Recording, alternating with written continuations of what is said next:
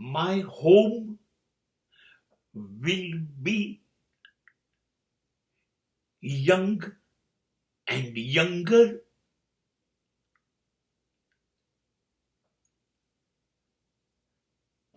Throughout my life. મારું ઘર છે ને યુવાન જ રહેશે, તાજું. એને ઘરડું નથી થવા દેવું. મકાન અને માણસ સમય અને ઉંમરની સાથે ઘરડાતું થવાના જ છે. હા, મકાન છે, ઘરડું થાય.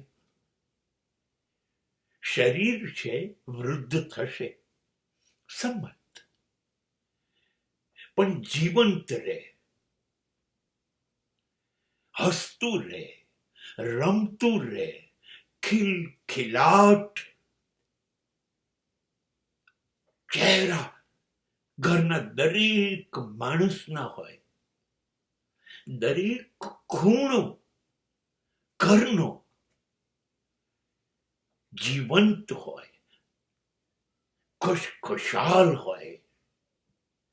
એ ઘર ગમે તેટલું જૂનું હોય, એ યુવાન જ કહેવાય.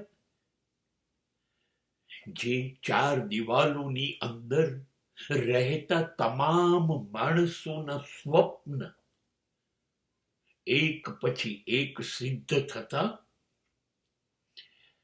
દરેક વ્યક્તિ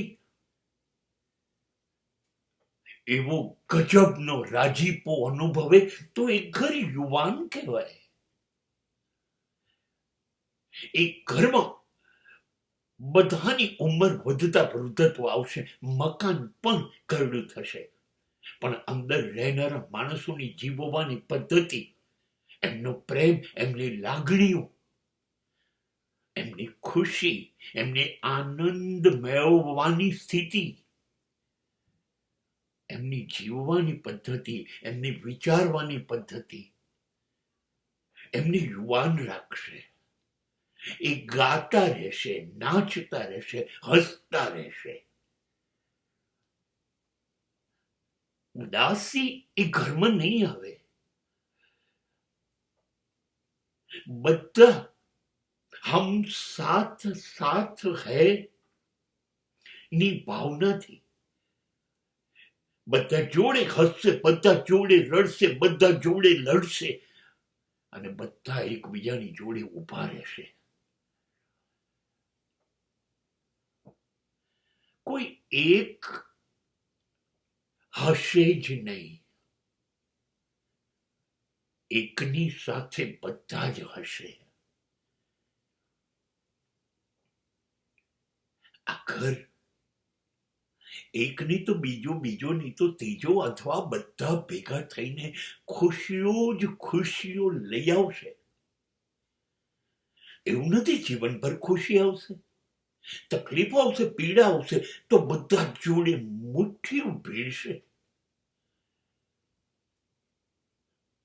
અને દરેક જણ એકબીજા માટે છાતી પર ઘા ઝીલવા તૈયાર થઈ જશે. કોઈ એકની આંખમાં આંસુ નહીં હોય, એની આંખોમાં આંસુ છે તો બધાની આંખો ભીની થશે. આ ઘર કેવી રીતે ઘરડું થઈ શકે? વર્ષો સુધી યુવાન રહેશે. કેમ ખબર છે? આ ઘર પાસે બુદ્ધિ નથી, આ ઘર પાસે લાગણીઓનો દરિયો છે. માત્ર લાગણીથી જીવે છે આ ઘર.